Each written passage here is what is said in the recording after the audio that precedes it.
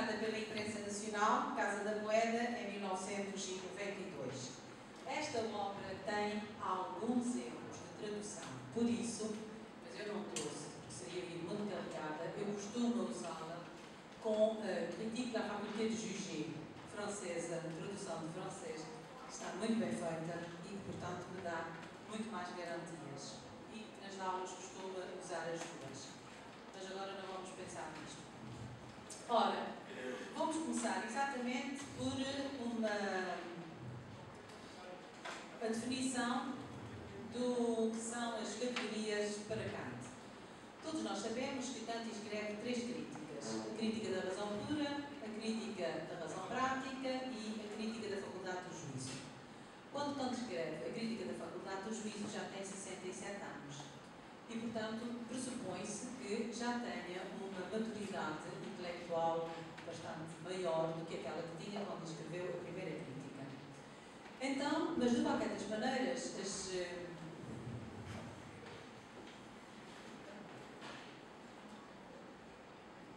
não dá essa coisa.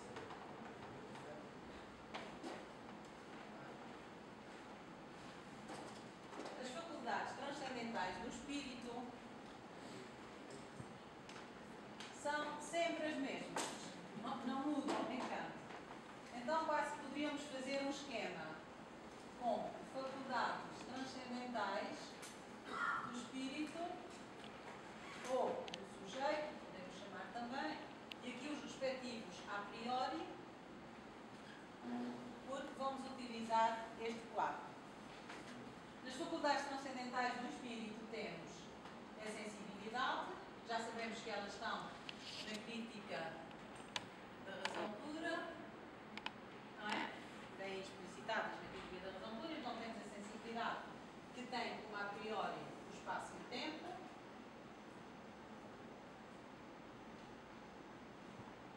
Depois temos o entendimento, que tem como a priori as categorias, que é o que eu tenho ali, ou conceitos puros do entendimento, e depois temos a razão, que, como a priori tem as ideias transcendentais da razão, que são alma, mundo e Deus, que são os princípios das totalidades. Na crítica da razão pura, quando Kant expõe formalmente o seu quadro de faculdades, para que seja possível ao sujeito conhecer, ele coloca aqui uma faculdade muito pequenina na crítica da razão pura, à qual ele dedica apenas 3 ou 4 páginas citando, e que se chama imaginação. A imaginação que tem como selo a priori o esquematismo, que Kant também não explica o que é. Diz, isso é uma arte escondida nas profundezas da alma humana, ponto final parágrafo, e ficamos assim. Na crítica da razão pura. Ora bem, se na crítica da razão pura as duas grandes faculdades trabalhadas para o conhecer são a sensibilidade e o entendimento, passando por uma primeira síntese, que é a imaginação, a segunda síntese será o entendimento, e por isso dá o conhecimento, e nas categorias se formam os juízos. Sabemos que a razão é a totalidade reguladora dessas outras duas faculdades, mas que ultrapassa os seus próprios limites e que depois Kant vai tratar da problemática da razão na crítica da razão prática. A crítica da razão prática é sobre a razão e as suas faculdades e as suas atividades. Então, falta-nos, na verdade, uma faculdade, e Kant ainda não se tinha debruçado sobre ela, e que é exatamente a imaginação. Então, que ele vai tratar na crítica da faculdade de julgar. Só para, muito rapidamente, entendermos aquele esquema.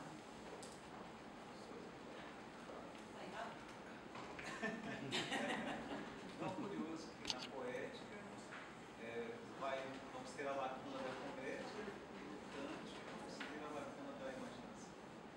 Na crítica da razão pura, atenção, a lacuna, a lacuna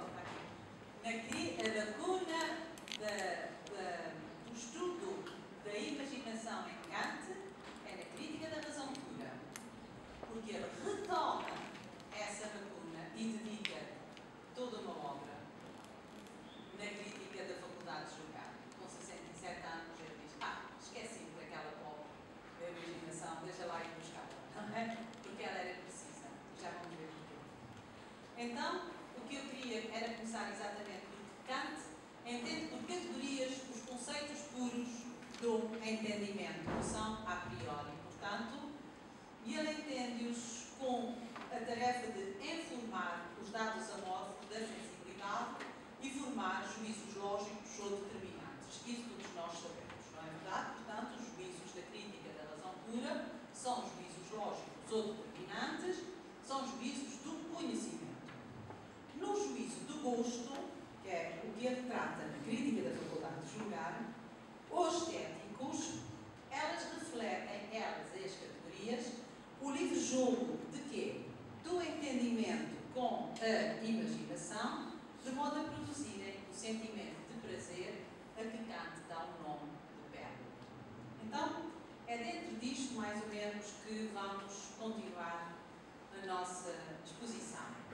E agora recorro a Jacques Tamignon, no tal obrazinha que vos falei, que é l'Intention Zantenne de la Critique du Jugement, em que Kant aborda, diz Jacques Tamignon, o problema do belo através de duas perspectivas diferentes. A primeira, a do juízo, e a segunda, a da produção, isto é, a da arte. Ora, se Kant trata, por um lado, essa coisa atrapalha, se Kant trata, por um lado, na crítica da faculdade de julgar, se Kant trata, por um lado, dos juízos estéticos, vai julgá-los aqui, não é? Ou seja, estas categorias vão ser importantes para formar juízos estéticos, mas juízos estéticos não são juízos de conhecimento, não são juízos determinantes, não são juízos lógicos, dirá Kant. É nada acrescentam ao conhecimento do objeto, e esse objeto não é preciso para nada. Portanto, por um lado, essas categorias vão ser necessárias para os juízos de gosto, para os juízos estéticos, e por outro lado, Kant vai trabalhar essa faculdade da produção enquanto imaginação. Exato. Ora, o belo é um juízo de gosto, ou seja, um juízo estético, e por isso ele é um juízo reflexionante ou apreciativo e não determinante ou lógico, pois não poderá apoiar-se em conceitos determinados. E Kant afirma, na crítica da faculdade de julgar, no primeiro parágrafo, exatamente para ser por aqui, para ser mais fácil de citar, para se distinguir se algo é belo ou não, referimos a representação, não pelo entendimento ao objeto, com vista ao conhecimento, não nos interessa o conhecimento do objeto, mas pela faculdade da imaginação, talvez ligado ao entendimento, ao sujeito e ao sentimento de prazer e ou desprazer. O juízo do gosto não é, pois, nenhum juízo de conhecimento. Por conseguinte, ele não é lógico, mas ele é estético, pelo qual se entende aquilo cujo fundamento de determinação não pode ser senão subjetivo. E nunca mais Kant deixa esta matriz de inteligibilidade do juízo estético. O juízo estético é sempre, para o filósofo, um juízo subjetivo. E ele não traz consigo, não se interessa pelo conhecimento de um objeto. Ele não traz consigo, ele não integra o objeto. O objeto, pura e simplesmente, serve para despoletar todo o mecanismo interno entre a imaginação e o entendimento num juízo estético ou reflexionante. Não me interessa conhecer o objeto. Não é isso que interessa. O objeto é pura e simplesmente quase como que eu costumo dizer, engano-me sempre. É numa granada, como é que se chama aquela coisinha que a gente tira para a granada explodir? Pino. Ai, nós chamamos assim. Não faz mal. Essa coisa. Ou seja, o objeto é isso. É o quê? O pino.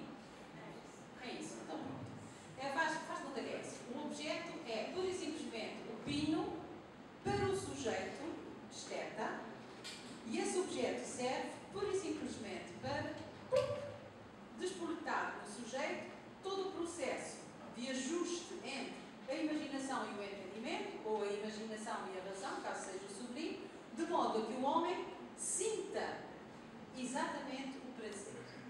E é esse sentimento de prazer ou desprazer que Kant chama de belo. distinguir se algo é belo ou não, referimos a representação, já disse isso. Ora, um juízo determinante, cá venho eu com meus esquemas, não é? Um juízo determinante, que é um juízo lógico, que é um juízo do conhecimento, que é um juízo do entendimento, é um juízo que Kant trata na crítica da razão pura, e temos o juízo do gosto, ou juízo do sentimento, também chamado juízo reflexivo ou reflexionante, que não tem nada a ver com o conhecimento, mas que procede pelo retorno do sujeito sobre ele próprio e é, por isso, um juízo do sentimento. Então, como funcionam as categorias ao nível do conhecimento? Ao nível do conhecimento, as categorias recebem os dados amorfos da sensibilidade, todos já sabem isto, não é? E depois o que fazem com esses dados amorfos da sensibilidade? Passam à imaginação, a imaginação forma uma primeira síntese mediante o esquematismo, passa os dados dessa primeira síntese para o entendimento, onde eles são depois informados de acordo com as categorias, que são as mesmas categorias de Aristóteles, a totalidade, a quantidade, a qualidade, etc. Não é? Então, as categorias o que fazem? As categorias subsumem, portanto, elas vêm quase de cima para baixo, não é? Elas estão lá e elas recebem os dados amorfos da sensibilidade e informam-nos mediante a determinada categoria, formando assim o juízo. O que acontece com o juízo estético? O juízo estético faz, se repararem, as setas estão ao contrário. Faz exatamente o contrário. É quase como se fosse um elevador. Ou seja, no juízo do conhecimento, o elevador vem de cima para baixo, a categoria vem de cima para baixo. No juízo do sentimento, não existe categoria. O que acontece? Os dados da sensibilidade, uma vez descortado o processo, remonta do objeto para a regra, realizando-se aí sim de duas formas. Uma forma é o juízo estético e a outra forma é o juízo teleológico, que Kant trata exatamente nesta obra. A primeira parte da obra trata do juízo estético, a segunda parte trata do juízo teleológico. Então, no juízo estético, é apreendido imediatamente, sem conceito, e, portanto, é uma forma subjetiva, isso já sabemos, porquê? Porque não tem conhecimento, enquanto que no juízo teleológico pode ser pensado mediante o conceito de uma finalidade real, de natureza orgânica, portanto, e tem uma forma quase objetiva. Ora, qual é a minha proposta rápida para estudarmos isto?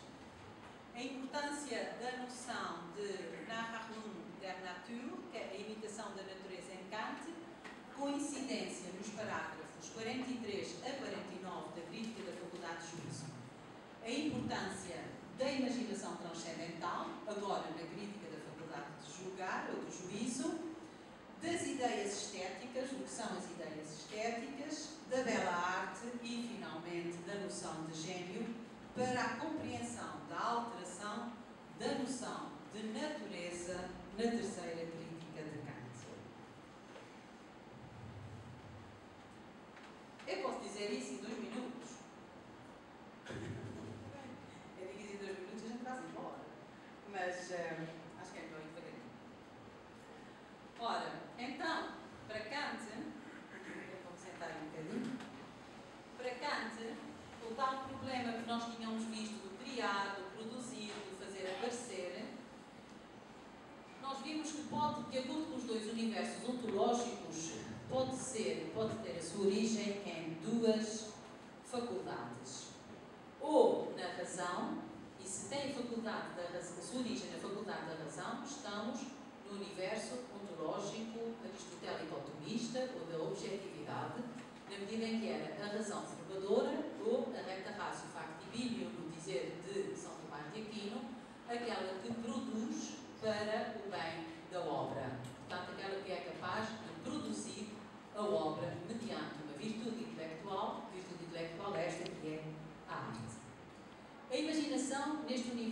metodológico da objetividade não é chamada para a produção.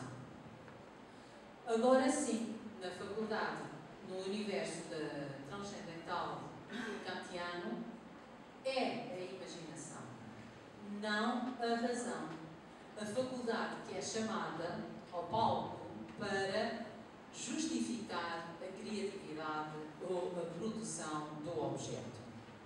Então, a imaginação, na crítica da faculdade de juízo, são várias as passagens que nos dão esta nova concepção da imaginação como faculdade criadora, Einbildungskraft, como poder inventivo e espontâneo, integrante das ideias estéticas que aqui, na imaginação, se transformam em energia prenhe para o ato criador. Kant escreve, na verdade, as tais três críticas, mas na crítica da faculdade de julgar, que se encontra no centro deste estudo, é justamente aquela faculdade da imaginação necessária à primeira síntese do processo do conhecimento. E então, o que é que Kant pretende? Pretende que a imaginação assuma o papel central na crítica da faculdade de juízo. E aqui, a imaginação é entendida exatamente como a faculdade capaz de unir aquilo que ele próprio Kant tinha dividido e que era exatamente o abismo em que as outras duas críticas tinham lançado o homem. Por um lado, conhecimento, crítica da razão pura. Por outro lado, ação e moral, crítica da razão prática. Então, de que modo é que na crítica da faculdade do juízo ele vai uni-las pela ponte em que a imaginação se transforma no reencontro da totalidade dos homens através de uma faculdade que ele integra agora aqui, que é exatamente a faculdade de juízo, ou a faculdade de julgar. É interessante notar que esta dimensão da criatividade baseada na imaginação não esteve no centro das preocupações dos filósofos que desde a antiguidade até o século XVIII se debruçaram sobre os problemas da estética, mas fez parte da problemática da ética. É na ética que nós vamos encontrar tratada a imaginação, porque se deu ênfase ao conhecimento do bem e do mal que o homem passou a ter e se esqueceu da sua capacidade criadora que a imaginação fomenta. Foi necessário esperar por Kant e pela sua chamada de atenção para a imaginação como faculdade teoricamente intermediária, porém esteticamente única e preponderante.